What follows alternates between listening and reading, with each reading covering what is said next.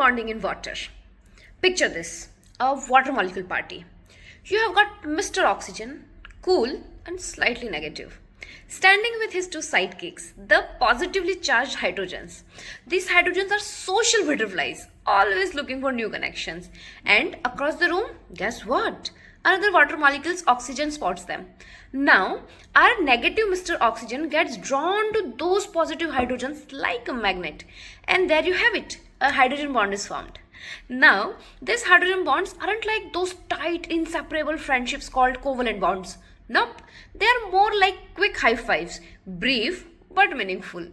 They are stronger than those limp handshakes known as Wonderwall's forces.